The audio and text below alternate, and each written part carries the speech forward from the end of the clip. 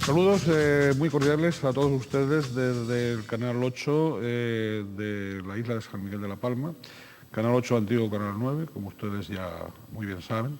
Y saludos desde este programa de Directo al Objetivo, que es el título de este espacio que dedicamos a entrevistar a personalidades de la vida política, de la vida económica, de la vida cultural de la isla, del archipiélago.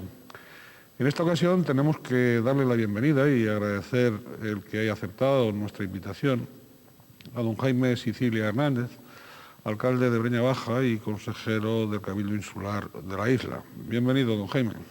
Bien hallado, don Ricardo. Muy bien, usted nació en Santa Cruz de la Palma hace 45 años, está casado, es padre de 2 hijos. ¿Se encuentra usted entre esos dirigentes políticos para los que sigue siendo importante la institución familiar? Sí, yo por lo menos así lo considero. Para mí es fundamental. Mi familia es fundamental no solamente para la convivencia diaria, sino también en el desarrollo de mi trabajo o mis funciones como político. Tengo muy presente el concepto de familia. Bien, he empezado así, preguntándole a usted por algo tan directo como es y tan importante como es la familia, porque como ya sabemos que en estos momentos la institución familiar, pues en ocasiones está tan zarandeada, vamos a decirlo así, ¿no?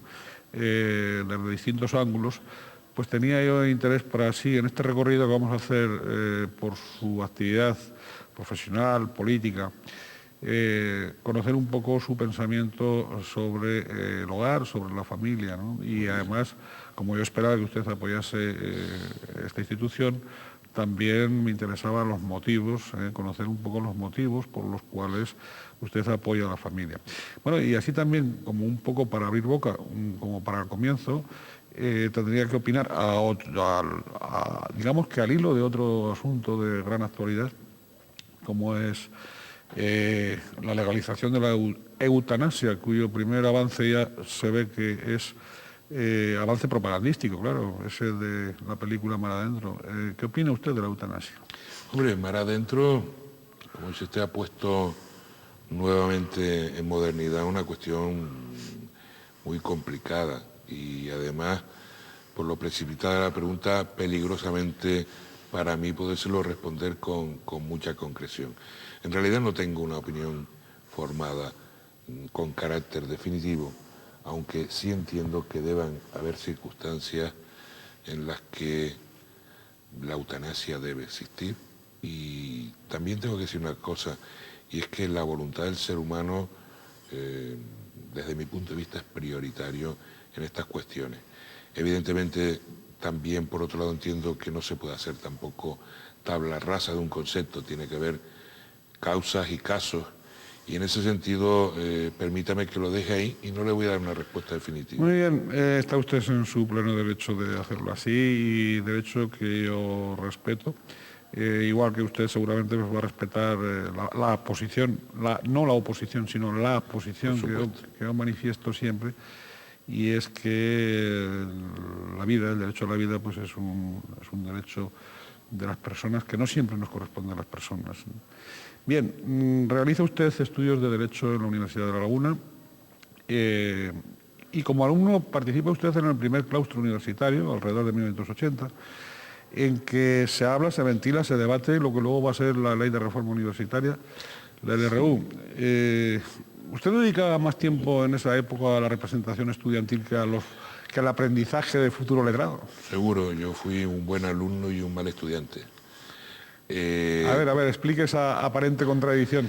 No, era un buen alumno porque procuraba aprender de cosas cotidianas que ocurren en la universidad.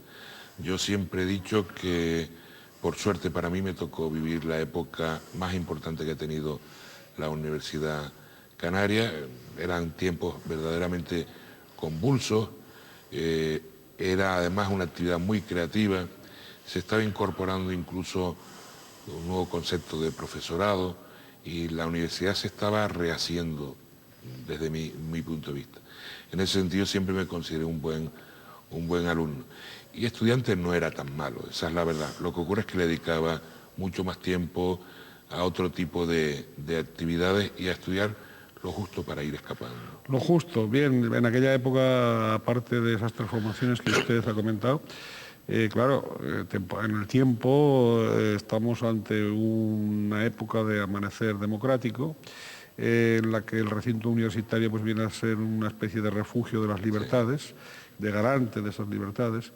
Y en aquella época yo quería preguntarle, la juventud estudiantil, la juventud universitaria, ¿estaba más predispuesta a la algarada o es que adquiría y sentía una superior conciencia social que en la actualidad? Yo creo que había un enorme sentido crítico de las cosas, desde mi punto de vista, y también mirándolo con la distancia, ¿no? Sí. Qué duda cabe que uno cuando tiene 18, 20 años se mueve a otros impulsos que los que me puedo mover hoy con 45 años. Pero yo creo que había un enorme espíritu crítico, unas enormes ganas de construir lo que fuese, unas enormes ganas de construir. No nos olvidemos que los grandes conflictos de la universidad no fueron motivados especialmente por motivos estudiantiles, sino por motivos laborales. En aquella época hubo un enorme problema con los trabajadores de tabacalera aquí en Santa Cruz de Tenerife, y eso mentalizó al estudiante. Pero al mismo tiempo hizo se abrieron puertas nuevas a muchos conceptos que parecían que estaban vedados, a muchas ideas que parecían utopías, y el tiempo corrió muy rápido en muy pocos años. Y por suerte para todos, ¿no?, que se nos abrió la luz a la democracia. Y en ese sentido, repito que para mí ha sido una de las épocas más creativas que ha habido. De esa época además conservo muy buenas amistades, sobre todo muy buenos recuerdos. He tenido profesores ilustres, he tenido no solamente profesores de universidad, sino profesores de muchísimas otras universidades de la vida que me marcaron mucho, y grandes compañeros que hoy son grandísimas personas y que yo creo que influyó bastante aquellos tiempos. ¿Puede usted destacar dos o tres profesores, dos o tres compañeros? Sí. Digo, de esos que marcan, de esos que de alguna manera su influencia es enfática, ¿no? Sí, yo tuve un profesor para mí muy curioso, se llama Rolando.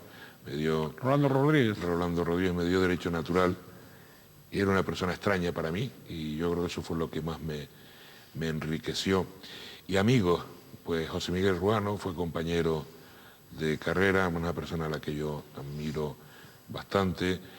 Tuve compañeros de aquella misma época, Francisco González, hoy director general de Infraestructura, una bellísima persona, Antonio Fernández Rodríguez, hoy vicerrector de la Universidad de Las Palmas. Somos todos de la misma quinta, y como comprobará, yo soy la excepción porque son personas muy bien formadas y personas que todavía les queda mucho que hacer y que decir en Canarias.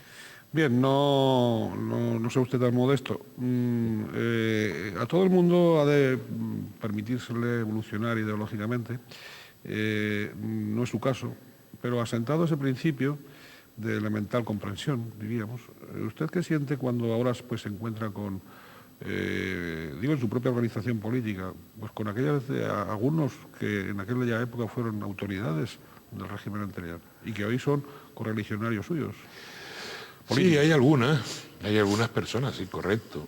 No pienso nada, pienso que el tiempo corre, por suerte, corre para todos nosotros que estamos aquí viviéndolo, y que todos tenemos derecho a evolucionar. En cualquiera de los casos, yo como persona interesada por la política, también he tenido una evolución, y desde ese sentido yo en mi vida he sido excluyente de nadie, ¿no?, ni de nada.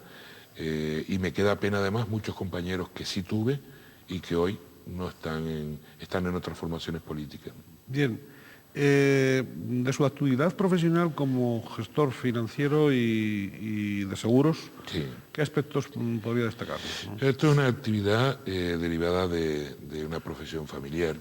Mi padre es agente de seguros, mi hermano se formó para eso y yo hice lo mismo. Y entonces es una empresa familiar que a mí me gusta muchísimo, lo reconozco, aunque es una actividad profesional que tengo muy abandonada, porque tenga usted en cuenta que desde el año 87 sí, ahora no paro en política. Posiblemente sean ya muchos años, pero nunca he dejado la actividad profesional, porque siempre he creído que la política es efímera. Y a alguien le leí esta semana una definición, además de la política, de la notoriedad y de la fama, que para mí muy exacta, y es que es más ancha que larga. Es muy importante mientras dura, pero no dura toda la vida. Pero no dura toda la vida. Eso lo he tenido muy claro. Bien, inicia usted su compromiso político ingresando en la agrupación Palmera de Independientes. No es que no tuviera inquietudes políticas anteriores, que las tuvo. Sí. Y las tuvo además, bueno, con algunos grupos, algunas personas y algunos grupos muy vinculados a un nacionalismo, digamos, genuino. Genuino, sí, yo Genuino. creo que es una definición muy acertada. Sí. Genuino. Sí. Usted también tiene recuerdos de esas personas y de esos momentos, digo, anteriores. Sí, y muy agradables, por cierto. Yo fui un colaborador de cualquier movimiento que fuese nacionalista en aquella época, aunque no estaba muy bien mirado. No estaba nada bien mirado. Y exactamente. Y bueno, yo reconozco que llegué a sentir verdadera admiración por don Bernardo Cabrera, en paz descanse, don Ricardo Gutierrez, Victoriano Ríos. Son personas que en aquella época, estoy hablando de mediados de los años 70, a mí me dijeron mucho en política, me transmitieron algo que yo pensaba y que no sabía traducir y colaboré.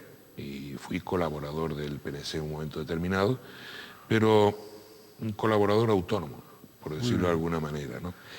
Pero efectivamente mi incorporación en política fue en el año 86, sí, de la mano de Antonio Castro, por cierto. Antonio Castro, sí, ahora llegaremos a eso, ¿no? Es decir, yo sí quería, si me lo permite, hacer una especie, digamos, de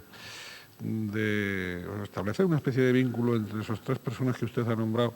Bueno, Pérez Guatirier, don Bernardo Cabrera, don Victoriano Ríos, son tres profesores universitarios, o han sido tres profesores universitarios, nacionalistas, genuinos, y además muy coherentes con esas ideas siempre. Correcto. Es decir, ninguno de los tres en sus trayectorias, en lo que a este modesto aprendiz de periodistas se le alcanza, han roto ese principio de la coherencia, con todas sus consecuencias. Correcto. En una época en que evidentemente casi todas las ideologías, y especial que no fueran la monolítica, para no herir, y particularmente las de tipo nacionalista, eran terriblemente sospechosas de todo lo malo y de nada bueno. Bien, decía que inicia usted su compromiso formal político con la agrupación Palmera de Independientes en 1986, más o menos. Correcto. Ese mismo año se convierte en secretario general de API hasta 1988. ¿Qué le atrajo de esa opción? ¿Y por qué le hace caso a don Antonio Castro? Bien, le respondo a las dos cosas. Me atrajo la opción por la sensación de autosuficiencia. El firme propósito de compromiso con la población más cercana, más próxima, y la seguridad de nuestra propia capacidad para gestionar nuestros propios problemas. Son conceptos muy amplios, pero yo creo que de alguna manera resumo el por qué me atrajo. ¿Qué me atrajo de Antonio Castro? Que es una persona enormemente coherente. Una persona, bueno, hoy por hoy es el político más veterano que hay en Canarias en activo, y evidentemente eso no lo conseguirá muchísima gente, y está derivado de su enorme coherencia. Es una persona incansable en su labor, pero sobre todo a mí lo que me transmitió son estos tres conceptos que yo le acabo de mencionar a usted. Yo recuerdo que yo subí al aeropuerto de Los Rodeos a charlar con Antonio, a tomar un café, y me convenció plenamente. Hasta el punto de que yo tenía un trabajaba de manera intensa dentro del partido, era algo así como meritorio, ¿no? Y recuerdo además esa época como posiblemente la más bonita de todas. Época en la que sufrimos justo a nuestro comienzo el mayor fracaso electoral que nunca habíamos tenido. Era que nos presentábamos al Senado por primera vez como agrupación Palmera Independiente, siendo Antonio Castro senador, y nos barrieron, pero nos barrieron literalmente.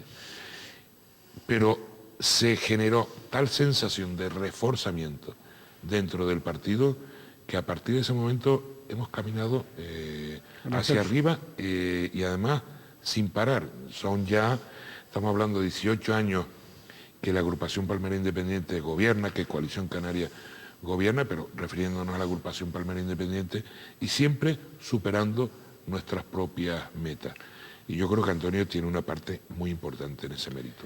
Sí, Antonio Castro Cordovez no solo es el gobernante en activo de los miembros del gobierno, es el más veterano, sino que además estoy completamente de acuerdo en ese principio de la coherencia y de otras características de un político muy comprometido con la isla de La Palma, con el archipiélago.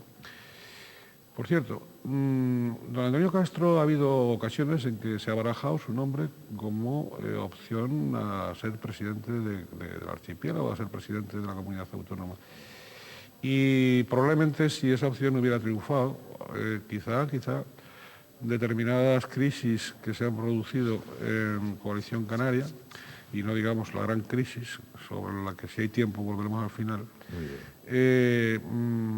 pues probablemente lo hubiera evitado, ¿no? Es decir, él, precisamente por ese sentido que tiene de diálogo y sobre todo de experiencia, una experiencia activa en tareas de gobierno muy importante, ¿no?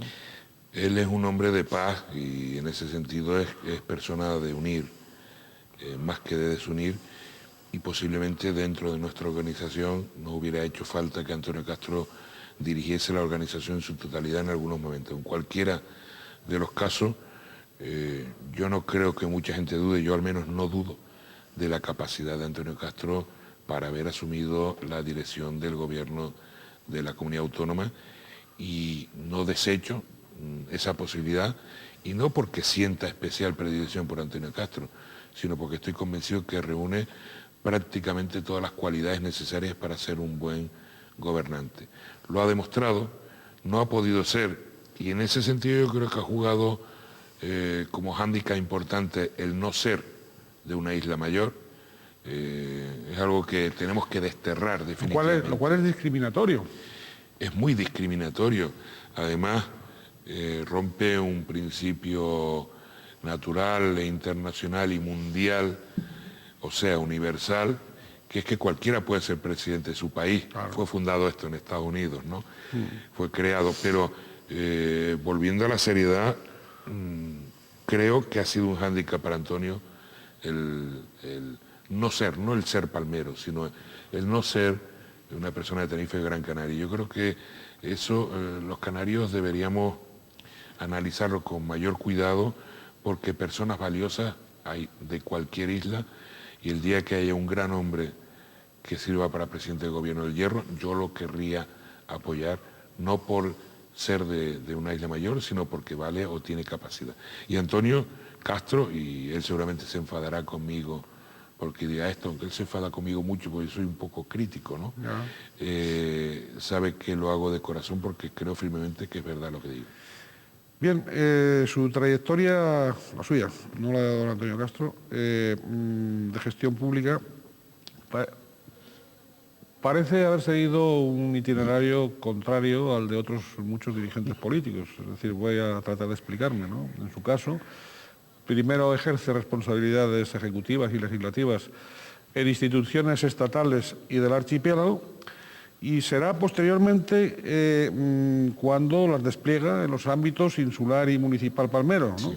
Con el breve paréntesis anterior de haber sido primer teniente de alcalde de Santa Cruz de la Palma entre 1991 y 92, como excepción, ¿no? Sí, una cosa rara. Como excepción, sí. Tal dinámica gestora, ¿ha obedecido a la simple casualidad o a razones que merezcan algún tipo de explicación fundada por su parte, ¿no? Yo siempre digo, siempre fui obispo antes que monaguillo, lo cual es algo extrañísimo, ¿no? Sí, por eso es inusual, esa es la verdad. Pero no, han sido puras circunstancias de la política. Sí he tenido claro una cosa. Yo he estado donde ha querido que estuviera el partido. Y que conste que en todos los partidos siempre hay disputas, hay pugnas, hay quien dice que en política no hay mayor enemigo que tu propio compañero de partido, ¿no? Y bueno, y esto es una regla más o menos generalizada, pero yo no, hasta la fecha, no he tenido ninguna inquietud especial por ningún sitio. He ido donde me lo ha planteado el partido. Empecé en la Dirección General de Juventud, posiblemente porque, primero porque era joven, segundo porque era, yo creo que bastante inquieto, y tercero porque se entendía que se necesitaba alguien más de La Palma para estar presente en el gobierno. Evidentemente teníamos la figura de Antonio, pero hacía falta otras personas. En aquella época pues estábamos rondando por el partido y empezándonos a afeitar casi pues José Luis Pérez Telo y yo, y pensaron que yo podía desempeñar ese trabajo. Y por el mismo motivo han sido los demás cargos en los que he estado. Es más, cuando dejo de ser diputado, yo me planteo un paréntesis por una cuestión de tipo profesional y de perspectiva de futuro de mi familia, y yo me presento a unas elecciones acompañando al alcalde. Luego lo que ocurre es que una serie de circunstancias hacen que yo lo suceda y que vuelva a entrar en ese movimiento, pero siempre ha sido a través del planteamiento que me haya hecho el partido. Bien, vamos a ver apretadamente, pero qué balances de logros, de satisfacciones, también de contrariedades y de grandes frustraciones que supongo que en toda gestión se producen. Sí. Y bueno, podría resumir del ejercicio de los siguientes cargos que vamos a ir enumerando uno por uno, ¿no? Es decir, las de cal y las de arena. Director General de la Juventud del Gobierno de Canarias, 1987 a 1991, siendo muy joven, claro. Sí, una etapa maravillosa. El primer logro, el haber sido el primer director general de Juventud que duró 4 años. Eso era importante. Que no es poco. El carné joven lo sacamos nosotros por primera vez, los intercambios juveniles de carácter internacional por primera vez, pero para mí el logro más importante es que todavía hoy, 13 años después, los trabajadores de juventud me siguen felicitando por Navidad y llamándome en mi cumpleaños. Eso es lo más importante para mí. El fracaso, varios, y además por mi carácter además me los tomo muy a pecho, pero recuerdo un conflicto enorme que tuve yo con un colectivo de chamán que se encerraron en la Dirección General de Juventud en Las Palmas, y yo me quedé encerrado con ellos, tuve una discusión horrorosa a lo largo de toda la noche.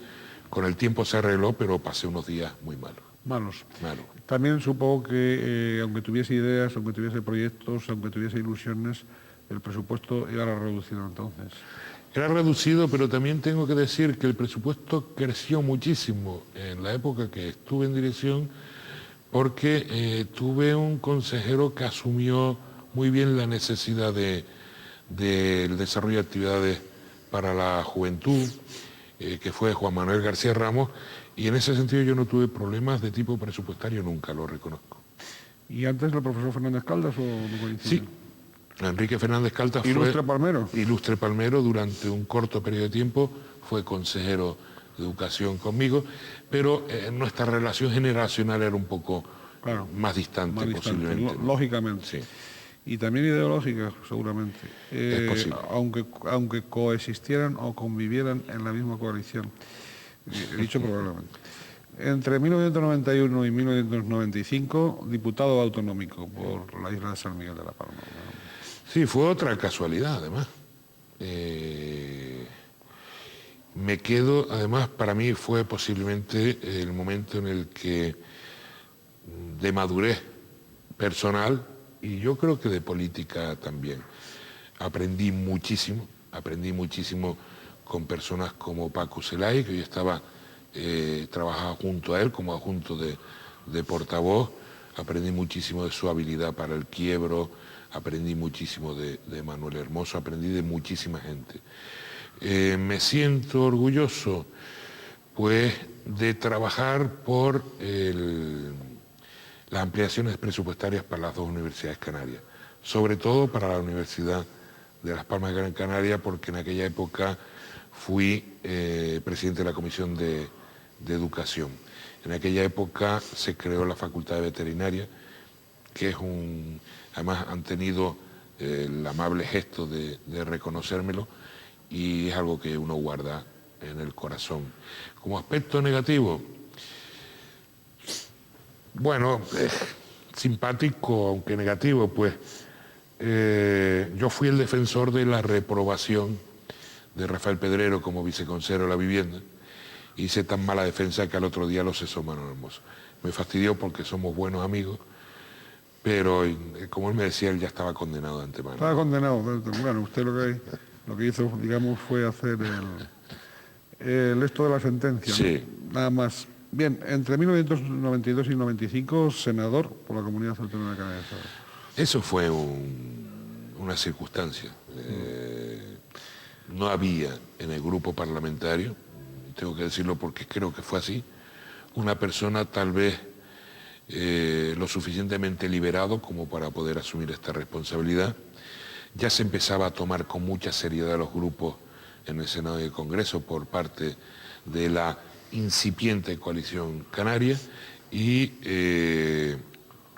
en aquel momento la verdad que como hechos relativamente importantes, pues de alguna manera yo inicié las preguntas sobre el mar territorial de Canarias, aunque don Victoriano con más criterio lo ha ido ampliando con posterioridad, y mi mayor decepción posiblemente sea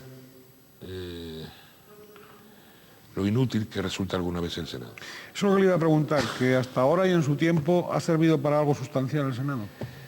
Posiblemente habrá servido para muchas cosas, posiblemente. Digo sustancial. En mi experiencia, la verdad es que es una cámara residual, tiene más pantalla que fondo en realidad. Y bueno, yo creo que es una cámara que hay que reformar urgentemente. Bien, además de alcalde, a partir de 2003 es usted consejero de Turismo y Transportes del Cabildo Insular Palmero. ¿Qué le sucede hoy a la economía, nada menos, a la economía de La Palma, de la isla de La Palma? Es cierto que, aunque sus potencialidades, es la isla que menos renta genera en el archipiélago. Estadísticamente es la isla que menos renta genera en el archipiélago. De todas maneras, la isla de La Palma, por sus características peculiares, hay una dependencia importante del sector agrícola, en el que incluso no se computan algunas rentas, como son las subvenciones al plátano, no están computados cuando la comunidad autónoma hace esta estadística, con lo cual puede haber cierta distorsión. Lo que sí es cierto es que posiblemente los palmeros no nos hemos colocado en el siglo XXI. Seguimos manteniendo un sistema de vida que por un lado es una gran ventaja. Yo creo que la calidad de vida que se respira en la isla de Palma hay que pagarla. Es envidiable. Totalmente convencido que es envidiable. Pero por otro lado, quizás no nos hemos puesto al mismo ritmo en que funciona la economía en el resto del archipiélago o la economía en el resto del territorio europeo. ¿Por qué? Porque en otras islas han tenido que correr de otra manera. El turismo ha condicionado muchísimo el desarrollo, desde mi punto de vista peligroso, de islas como Fuerteventura, Lanzarote, y nosotros nos hemos quedado a otro ritmo. ¿Qué ocurre? Que tenemos que rediseñarlo. No podemos seguir permitiendo la fuga de jóvenes, de cerebros de la isla de La Palma. La isla cada vez se va envejeciendo más y tenemos que oxigenarlo. Nosotros tenemos un plan de reactivación económica. Sí, iba a preguntarle precisamente qué medidas concretas son las que contempla ese plan de dinamización. Hay varias medidas, pero fundamentalmente están orientadas hacia... Primero, ¿cuál es la filosofía general? Sí, la filosofía general... La filosofía, fundamentalmente, nosotros lo que pretendemos es generar mayor actividad económica, pero sin cambiar profundamente el estatus de la isla de La Palma. ¿Y eso va a ser posible? Y eso es difícil, pero es posible. Además, vamos planteándonos los dos sectores productivos fundamentales, agricultura y turismo. Es posible con un plan de medianías que tiene elaborado el Cabildo. Las medianías de la isla de La Palma se han ido abandonando progresivamente. Les contaré como anécdota que importamos pepinos de huerta de Las Palmas, ¿no? Eso es un poco grave. En ese sentido, el plan de recuperación de medianías yo creo que va a ponernos en otra situación. La monodependencia del plátano quizás nos ha hecho que no veamos ese abandono progresivo de la medianía. El plátano evidentemente hay que seguirlo conservando y defendiendo, pero el plan de desarrollo de medianía, a través del cual se van a seleccionar determinados artículos, determinados productos hortícolas, hortofrutícolas, para su comercialización interna y externa, yo creo que nos puede ayudar para que los jóvenes no huyan tanto del campo. ¿Cabe hablar, o es utópico, alguna resurrección o alguna recuperación del tabaco? Bueno.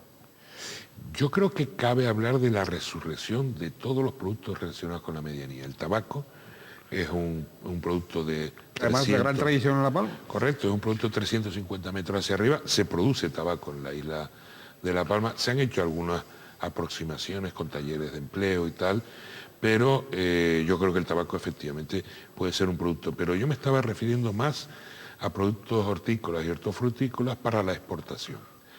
Y por otro lado, el otro sector económico importante, que es el de turismo, yo creo que nosotros, con el Plan Territorial Especial, se diseña la isla de Palma como una isla desarrollable turísticamente, pero a pasos muchísimo más cortos. ¿Qué intentamos que esto produzca? Que no incorporemos mano de obra extranjera o externa, sino que vayamos ocupando nuestra propia mano de obra. En ese sentido tenemos que ir provocando que los crecimientos estén muy pautados. Yo creo que son dos acciones que perfectamente podrían mejorar nuestra economía. Sí, porque se está produciendo, al menos de algún modo, se está produciendo esa fuga, por llamarlo de alguna manera, esa exportación, esa emigración de una juventud palmera cualificada. Sí. Muy cualificada. Sí, sí. Por otro lado, bueno, la inmigración ya no solo de los hijos de migrantes retornados, sino también de otras personas, sí, de otros países y creo que incluso de la Europa del Este, sí, en alguna medida, sí, etcétera. Y se está produciendo, hacia puestos de trabajo que evidentemente los naturales de la isla de La Palma no están dispuestos a ejercer. No. Entonces se está produciendo esa especie de dicotomía ahí. No. ¿O qué es lo que pasa ahí? Lo que les he comentado antes es una filosofía. Sí. Efectivamente estamos importando mano de obra, pero también estamos importando gente con ideas renovadoras. De hecho, se está generando una cierta actividad económica en sectores en que era impensable en la isla de La Palma. La producción de setas, hoy por hoy está considerada la isla de La Palma como un gran productor de setas en muchos países europeos. No fue una idea originaria de ningún palmero, fue un extranjero que encontró las condiciones adecuadas para desarrollarlo. En ese sentido se enriquece la inmigración de personas y además yo creo que todos los palmeros lo ven desde ese punto de vista. Yo me refería a que el crecimiento no obligue a una importación forzada de personas, sino que sea el crecimiento moderado de tal manera que podamos ir incorporando a esos nichos de crecimiento a nuestras personas, pero sin huir evidentemente de importación. Porque además les digo una cosa, yo creo que La Palma tiene también un problema de tipo coyuntural. Y es que esta es una frase de Victoriano Ríos de hace 20 años, por lo menos. Estamos en fase de crecimiento y a La Palma le duelen las rodillas. O sea, estamos en el número de habitantes grande para ser pequeña, pero muy pequeño para ser mediana. Estamos hablando de 75, 80 mil. Estamos sobre los 82, 83 mil habitantes, aunque el INE se empeña en quitarnos habitantes todos los años, sí, que creo que están equivocados, pero bueno. Pero yo creo que una cifra ideal sobre los 100.000 habitantes para La Palma, yo creo que se cambiaría el panorama de muchas cosas. ¿Basta el marco de la Zona Especial Canaria de la CEC para atraer significativa inversión privada? No. Digo, generadora de puestos de trabajo, naturalmente. No. Es insuficiente. No, además yo creo que la SEC no ha tenido ni fue creada tampoco pensando en islas como la nuestra.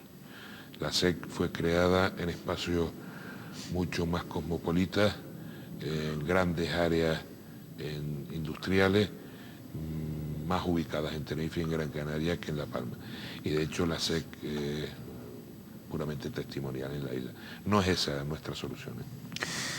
Bien. Esa es mi opinión. Sí, sí, naturalmente, y es la que nosotros nos importa en este momento y Muchas la que gracias. nos importa recabar para conocimiento de los televidentes. Bien, transportes. Díganos usted los mayores obstáculos que en este momento tropieza la isla y, por supuesto, las expectativas de solución real que puede haber, ¿no? Tanto aéreos como marítimos, sí, como interiores, claro. sí, yo tengo que decir que, y no es lo propio, pero tengo que decir que el transporte ha mejorado muchísimo con La Palma en los últimos tiempos. Digo que no es lo propio porque nosotros tenemos cierta tendencia al lamento, ¿no? Sí.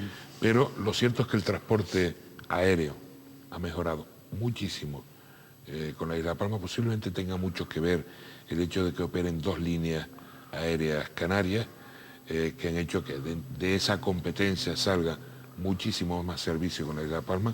Ya no es frecuente encontrarse con las largas listas de espera que existían hace apenas 4 o 5 años. En ese sentido, repito, creo que ha influido bastante la existencia de 2 líneas en competencia. Seguimos teniendo una pata coja que es Madrid. Eso es lo que le iba a decir, el vuelo a Madrid. El vuelo a Madrid aparece cuando quiere Iberia, única y exclusivamente. Nosotros tenemos una programación de un vuelo diario a lo largo de todo el verano, incluso en el mes de julio y julio hasta 2 y 3 diarios, desaparece a partir del 15 de septiembre, nos quedamos con 3 vuelos semanales, se va incrementando hasta 4, en diciembre vuelve otra vez a recuperarse el diario y esto nos está haciendo un daño que nos mata. Y me voy a explicar. Tenemos un 87% de ocupación de los vuelos Iberia con Madrid. Es una ocupación importante. Muy alta. Pero no somos rentables económicamente para Madrid por la distancia en millas. Esto lo suplen con unos precios superiores. Pero estos precios superiores y la retirada de algunos vuelos lo que nos obliga es que cojamos nuestro Vinter o nuestro Isla Airways desde la isla de La Palma a Tenerife y paguemos más barato el vuelo Tenerife-Madrid. Con lo que estamos decreciendo nuestra estadística de ocupación, haciendo crecer la de Tenerife, que eso es mejor para Tenerife, pero se nos está haciendo injusticia por parte de Iberia porque conocen perfectamente estas circunstancias. Ojalá, y en esa batalla en la que estamos, ojalá empiece a operar otra línea con Madrid o con Barcelona. Vinter, por ejemplo. Vinter u otra. Bueno, estamos pensando ahora mismo, estamos pensando en algunas líneas estatales tipo Spanair, tipo Air Europa, que puedan comenzar a hacer vuelos con carácter ordinario y puedan hacerle competencia a Iberia. El transporte marítimo, yo creo que la gran estampida de Transmediterránea la ha ido supliendo poco a poco Fred Olsen, que ha ido pues extendiendo sus rejos poco a poco desde La Gomera, y yo creo que hay un servicio óptimo. Hemos tenido algunos problemas con el Consejo de Usuarios del transporte de mercancías, seguimos teniendo problemas del transporte de mercancías entre islas, importante, este sí es importante. Nosotros producimos determinados productos que les cuesta mucho llegar a su punto de destino por las grandes trabas que tiene el transporte interinsular de mercancías, como por ejemplo la mejor agua del mundo, que es agua La Palma o agua Taburiente.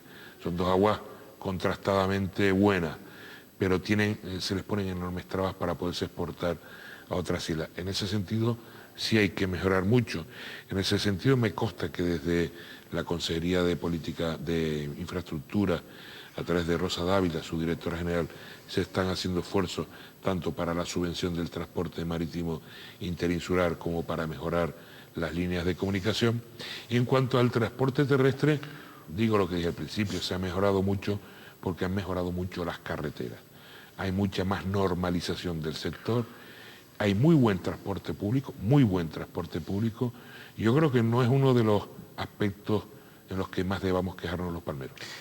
Don Antonio Castro ha barrido por la isla. No lo creo. Yo ¿Cómo creo que que no. Lo que ocurre es lo siguiente. Yo creo que Antonio Castro busca siempre el equilibrio entre todas las islas. Lo que ocurre es lo siguiente. Si usted va a Fuerteventura, se encontrará que hay muchos más kilómetros de carretera que en La Palma. Porque el señor Chacón en su época de consejero barrió absolutamente. Probablemente don Antonio es más prudente, pero el señor Chacón es público y notorio que quiso hacer carreteras hasta en la puerta de su casa. Bueno, yo le iba a dar otro argumento. Y puse un mal ejemplo, tenía que haber puesto Lanzarote. Sí, Fuerteventura no ha sido el mejor. No ha sido el mejor. Eso. No ha sido el mejor. No, lo digo, hacer un metro de carretera en La Palma cuesta muchísimo dinero. Pero hacen falta que hayan metros, kilómetros de carretera. En ese sentido, los costes sí que son superiores a lo que significa hacer una autopista en el sur de Tenerife o lo que significa hacer una carretera en Lanzarote. Y yo creo que en ese sentido es lo que luce mucho el dinero. Pero la obra yo creo que está muy equilibrada en carreteras en las islas, ¿eh? ¿No cree usted? Breña, sí, lo que usted diga en ese sentido, yo soy muy respetuoso con las opiniones y además, como usted muy bien sabe, yo no tengo militancia política, tengo militancia periodística. Correcto. Y profesoral, pero no política, ¿no? Bien, vamos con el Ayuntamiento de Breña Baja. Usted es concejal 1995-96 sí. Y a partir de 1996 alcalde. Sí. Bien, según Breña Baja cuenta, me parece que con unos 14 kilómetros cuadrados de superficie. Correcto. Según el INE, 4.200 habitantes, supongo que estará equivocado el INE. Totalmente. Totalmente. ¿Pero qué le pasa al INE con ustedes? No, yo creo que le pasa en La Palma con todos los municipios. Fíjese usted, a nosotros el INE nos da 4.186. En nuestro padrón tenemos 4.400 y algo. Pero es que tenemos casi 600 rechazos del INE. Yo lo que quiero vayan a La Palma y yo me comprometo a ponerlos a uno en uno en fila en el ayuntamiento por turno y que los cuenten. Claro. Y eso tendrá algo que ver también con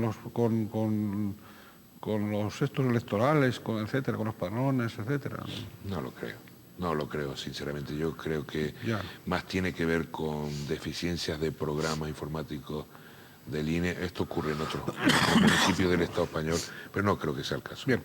4.200 habitantes aproximadamente. INE, y 4.000 camas turísticas. Sí. Más o menos. Sí. Por lo tanto, en algunos servicios las demandas se duplican. Sí. ¿Y qué vía de solución ve? Pues difícil. Tiene que atajar. Hay un desequilibrio evidente. Y es que, primero, que no es oro todo lo que reluce.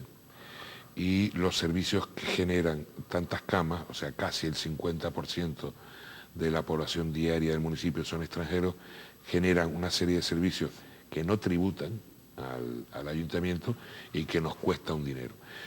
Yo creo que hay soluciones, tienen que haber soluciones y evidentemente una de las soluciones yo entiendo que puede pasar por la aprobación definitiva del reglamento de municipios turísticos, que hagan ver que se está generando una serie de gastos, independientemente de los ingresos. O sea, yo no digo que no seamos un municipio potente presupuestariamente, que lo somos en la isla de Palma, pero también digo que estamos dando... esas camas turísticas reportan unos ingresos. Evidentemente reportan unos ingresos. Hombre, los grandes ingresos se reportan vía licencia, pero eso es una vez. Luego tienen que pagar, independientemente de las tasas, por basura, agua, etcétera, pues tienen que pagar su contribución. Y bueno, eso forma parte del presupuesto municipal. Pero el gasto muchas veces excede los ingresos de la zona. Y tenemos que echar mano de otro tipo de financiaciones y evidentemente yo creo que es una responsabilidad de la comunidad autónoma el atender estas circunstancias antes de que se nos escape de las manos. Bien, de los 14 municipios palmeros, el de Breña Baja creo que es el único calificado oficialmente de turístico. Sí, hoy por hoy sí, porque reúne las características, sí. Sí, y hay expectativa de que algún otro municipio palmero pueda también ser calificado y deba ser calificado de turístico. Sí. Yo estoy seguro, el municipio de Los Llanos de Aridane, que tiene un número de camas importante, el municipio de Fuencaliente, que tiene un número de camas muy importante, serán municipios turísticos a corto plazo. En cualquiera de los casos, el concepto de municipio turístico no es un galardón. Yo siempre he querido ver desde el punto de vista turístico más la isla que el municipio concreto. El hecho de Breña Baja es una circunstancia en el tiempo que ha hecho que allí se ubiquen una serie de instalaciones turísticas. Pero yo entiendo más, desde el punto de vista turístico, entiendo más la isla que el municipio. La isla en su conjunto. Sí. Hablando de turismo, ¿cómo va el entendimiento del consejero, usted, del Cabildo Palmero, con el actual equipo del gobierno autónomo? Muy ¿Igual, bien. mejor o peor que con el anterior? Bueno, yo con el anterior no tuve relación. No tuve relación como consejero. Porque, Sí no, era tuve relación, porque no era consejero, pero sí como correcto. alcalde. Como alcalde, pues la verdad es que no conseguí casi nada de lo que me propuse. O sea, no se lo permitieron. No. Y con el actual área de turismo hay una muy buena relación. Hay una buena relación personal, evidentemente somos viejos compañeros, pero yo creo que hay una comprensión también del papel que tiene que jugar La Palma turísticamente en el contexto del archipiélago, que no es el mismo de islas netamente turísticas. Y en ese sentido, la comprensión va creciendo, aunque no llega todavía a los niveles mínimos. A los niveles. Bien, ¿qué planteamientos hace usted ante ese futuro reglamento de municipios turísticos? Que creo que próximamente se van a celebrar reuniones. Sí. Están tejiendo o van a tejerse ese reglamento. ¿Qué principios entiende usted que desde la perspectiva de la isla de La Palma y también municipal de Breña Baja, claro? ¿Qué conceptos tienen que recogerse esencialmente en ese reglamento? Pues yo entiendo que en primer lugar hay que reestudiar cuáles deben ser los criterios para ser calificado municipio turístico. Yo creo que hay que reestudiarlo. Yo creo que hay más de los 14 municipios actuales. En segundo lugar, yo entiendo que se debe partir de hacer una separación entre las necesidades de servicio de la población residente de la flotante, que se debe hacer un estudio de los ingresos económicos de la población flotante para saber cuáles son los márgenes en sentido positivo, en sentido negativo, y evidentemente creo que debe jugar un papel importante también la financiación pública a la hora de poder cubrir esas deficiencias. No es el caso de Breña Baja, pero si nos vamos a municipios del sur de Tenerife, como Arona, como Adeje, o nos vamos a municipios de Lanzarote como Yaiza, por poner cualquier otro, ese fue el que me salió ahora mismo, nos encontramos con serios problemas de tipo social, de tipo de orden público y de concentración de delincuencia que los ayuntamientos son totalmente impotentes de poder superar. Si no nos dotamos de medios suficientes, puede ser una bomba de relojería que nos estalle en el momento menos esperado. De eso, afortunadamente, en la isla de La Palma no hay nada de momento. Gracias a Dios. ¿O hay algún inicio ya? La isla de La Palma, francamente, una isla tranquila. Se sigue viviendo muy bien. Uno de los motivos que yo le iba a comentar por los cuales pensaba que iba a dejar la política cuando me fui a La Palma, fundamentalmente fue porque quería que mis hijos crecieran en el entorno familiar en la isla de La Palma, porque creo que es el lugar idóneo para que crezcan los niños. Para que crezcan, se formen, estudien. Por cierto, vuelvan. Y vuelvan, y siempre vuelvan. Sí, el isleño es bueno que salga de la jaula y después vuelva, Sí. ¿no? Y después vuelva. Sí, y después vuelvan. Y siempre vuelva. ¿Cómo funciona la coordinadora juvenil, sobre todo en el plano cultural, ¿no? Una entidad que creo que es única en su género, ¿no? De maravilla, En la funciona de maravilla. La coordinadora juvenil de Breña Baja es una organización muy bien estructurada, autogestionada, casi autosuficiente y que además es puntera en el archipiélago canario en iniciativas de carácter juvenil. Forma parte de todos los foros canarios de debate sobre la juventud y yo estoy muy orgulloso, y tengo que reconocerlo, muy orgulloso de ello, que en un municipio pues tan pequeño pues hayan 14 asociaciones juveniles y que estén encuadradas en una coordinadora que desarrolla muchísimas actividades en el municipio y además contradice a aquellos que dicen que la juventud está muy viciada porque es uno de los mayores colaboradores sociales que tenemos en Breña Baja. Bien, dentro de Breña Baja y en la ejecución de ese programa electoral que presenta el año pasado, el año pasado no, en el 2003, Sí. Que el tiempo pasa, ya casi estamos en el ecuador del mandato, Sí. ¿no? Casi. ¿Cómo va, o sea, qué principales puntos programáticos se plantea para esta legislatura en el municipio y cómo están marchando, ¿no? Servicios es lo fundamentalmente necesario en el municipio, son terminar de dotarnos de servicios. Breña Baja es un municipio muy fragmentado, tiene 3 cascos grandes, no un solo casco, y eso genera una serie de problemas complementarios como la mejora de nuestras redes viarias, pero sobre todo crear servicios. Servicio a la tercera edad, estamos empeñados ahora en un centro de día que nos hace falta. Servicios al turismo, aunque va caminando bien, estamos terminando nuestro paseo marítimo. Servicio a la gente joven con la terminación del inicio de nuestra ciudad juvenil. Son una serie de infraestructuras puntuales que van al ritmo que estaba más o menos previsto y que yo pienso que cuando termine la legislatura, y estoy convencido, pues posiblemente habremos cumplido todo lo que hemos dicho, como lo hemos hecho en anteriores campañas, en anteriores periodos legislativos, y no estoy haciendo propaganda política ahora. No, y por eso lo han vuelto a votar. Se supone, Sí. los vecinos, quiero decir, pues si no, no le hubieran revalidado la confianza, claro. Yo quisiera que nos comentase un poco la vinculación entre los títulos de muy noble y honorable Villa de Breña Baja y la festividad anual del Día de las Madres. Que nos dé un poquito de... Sí, y le agradezco además la pregunta. Esta es nuestra seña de identidad poco conocida, muy poco conocida, desgraciadamente, en el archipiélago, porque nosotros tal vez no hemos sabido tampoco transmitirla.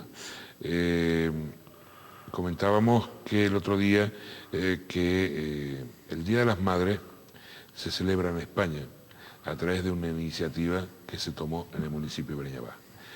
En una corporación de la República, pues muy pocos días antes del 18 de julio del 36, que se tomó una iniciativa a propuesta de Félix Duarte, hijo predilecto además del municipio de Breña Baja, por el que, al modo de como se hacía en Santo Domingo, en la zona de la Florida y en Cuba, se escogiese un día de mayo para celebrar la festividad de las Madres. ¿Fue emigrante en el Caribe? Fue emigrante en Cuba y en el Caribe, efectivamente, y bueno, y hizo sus pinitos, desde mi punto de vista, sus pinitos literarios participando en revistas en las que demostró su clarísima vocación nacionalista, desde mi punto de vista. Bien, fue también, por otra parte, gran poeta, gran periodista, etcétera. Pero continúe usted. Sí, esta iniciativa fue apoyada por unanimidad de toda la corporación y a partir de ese día se comenzó a celebrar el tercer domingo de mayo, el Día de las Madres. Esta iniciativa se elevó al gobierno del Estado, el gobierno del Estado lo hizo suya, pasado algunos años, hasta que, quiero recordar que un 20 de noviembre, digo un 20 de noviembre porque se cruzan los 20 de noviembre muchísimo en Breña Baja, quiero recordar que un 20 de noviembre se le da el título, se reconoce la festividad de las Madres como festividad nacional y se le adjudica el título a Breña Baja de muy noble y honorable villa, celebrándose desde ese año, quiero recordar que es el año 40, celebrándose el tercer domingo de mayo la festividad de las Madres. Con el tiempo se fue cambiando el tercer domingo al primer domingo de mayo. En Breña Baja lo hemos seguido celebrando el tercer domingo de mayo, pero yo le agradezco mucho la oportunidad que usted me ha dado para que todos los que nos estén viendo sepan que cuando llegue mayo y se celebre el Día de las Madres, en Breña Baja tuvo algo que ver con esto. Y para nosotros es un mes importantísimo. Y está bien que hayan ustedes, incluso de momento, pero han ustedes vencido, digamos, las razones comerciales del traslado, porque claro, si era el tercer domingo de mayo y se traslada al primero o a primera, han sido por motivos comerciales. Se cuenta, además así, con esta frase, se cuenta que tuvo mucha importancia la presión que hizo unas tiendas de tejido, se llamaban Galerías Preciados, la que hizo mucha presión en el gobierno para que se cambiase el tercer domingo al primer domingo de mayo. Dicen que por aquello del regalo a las madres y por la frescura de las nóminas, ¿no? Pero nosotros lo seguimos celebrando el tercer domingo de mayo y además es muy frecuente encontrarse ese día en el municipio gente con una rosa en la solapa, una rosa roja aquellos que tienen su madre viva y una rosa blanca a los que tienen la madre fallecida, y se homenajea a la madre mayor del municipio y a la madre más joven del municipio, y todo esto está plasmado en nuestro escudo municipal. Pues muy bien, como que casi hemos empezado la entrevista pues con el asunto familiar, y con el asunto familiar casi vamos a despedirla, pero antes, porque se nos va el tiempo lamentablemente, antes sí quería un poco pues preguntarle, usted pertenece a la Comisión de la Función Pública y de Formación Continua de la Federación Española de Municipios y Provincias, Sí. de la FEM, ¿no? ¿Qué puede significar eso para un consejero del Cabildo de La Palma, para un alcalde y, en definitiva, para un palmero con ideas y con proyectos para una función dentro de la federación, que por cierto, ¿la federación funciona o también tiene que funcionar mejor? Funciona, hombre, todo es mejorable, pero la Federación Canaria de Municipios funciona. Además hay una cosa que me llama mucho la atención, y es que los alcaldes nos olvidamos nuestros colores políticos cuando hablamos en la FECAN, y eso es muy importante. Y con respecto a lo que me dice, evidentemente, bueno, el poder negociar con Madrid, cuestiones de estas te amplían las perspectivas de las cosas, nos hace ver en qué situación nos encontramos nuestra función pública con respecto a la peninsular, y nos ayuda a estar contrastando diariamente cuál es nuestro nivel, que yo creo que es muy alto en Canarias. ¿Es alto? Sí. Pero de todas maneras todavía tenemos pendiente, digo pendiente porque todavía no se ha cometido, eso de la, se llama reorganización, pero yo diría que organización de las administraciones públicas canarias. Que nosotros tenemos un problema añadido, y es la existencia de los cabildos, que el cabildo no es el problema, sino la regulación de nuestra ley de cabildo nos permite el ir asumiendo transferencias de competencias de la propia comunidad autónoma, bien delegada o bien de manera de transferencia, que hace que se generen enormes problemas en la función pública. Ya no me compete a mí, esto se lo dejamos al gobierno de Canarias, que bastantes problemas tenemos con los nuestros. Muy bien, pues fíjese que todavía tendríamos muchas cosas que preguntarle, pero será en otra ocasión. Queremos agradecerle a don Jaime Sicilia Hernández, bien, su presencia, su participación, el que, bueno, con cierto, como es natural, con cierto rejo palmero en alguna ocasión, pero no ha rehuido, queremos agradecerle que no haya rehuido. Ha podido haber alguna contestación de rejo diplomático palmero, pero en general no ha rehuido absolutamente ninguna de las cuestiones que le hemos planteado. Eso es muy de agradecer. Y queremos, sobre todo, pues expresarle nuestro reconocimiento por estar presente en el Canal 8. Es un canal, como ustedes saben, que está a disposición de los intereses de la isla de San Miguel de la Palma y del archipiélago. Y aquí nos van a tener a ustedes, nos van a tener a su disposición. Don Jaime, ¿usted desea añadir algo? No, agradecerle una pequeña corrección, si usted me lo permite. Sí. Cuando hablaba de personajes públicos, sí, yo todavía no he adquirido el grado necesario para esto. Soy persona pública por compromiso público, pero a personaje no llegamos. Y en segundo lugar, pues agradecerle muy sinceramente su invitación a su programa. Muy bien, don Jaime, no vamos a estar echando ahora tal, pero usted sabe que uno, como aprendiz de periodista, intenta cultivar la verdad, la veracidad, y evidentemente uno no solo es la percepción que puede tener de sí mismo, sino que cualquier persona en la vida, a través de sus actos, a través de sus hechos, va marcando estela. Y usted, lo acepta o no, tiene estela de personaje, y por lo tanto no he querido en absoluto alterar la verdad en ese sentido, sino ser en la medida de lo posible coherente con esa veracidad a la que nos debemos siempre en periodismo. Muchísimas gracias otra vez, y gracias a ustedes por su atención. Suelo despedirme en estas entrevistas que realizo para el Canal 8, en este caso de San Miguel de la Palma, con un deseo para todos ustedes, pues el que sean felices en la medida de lo posible.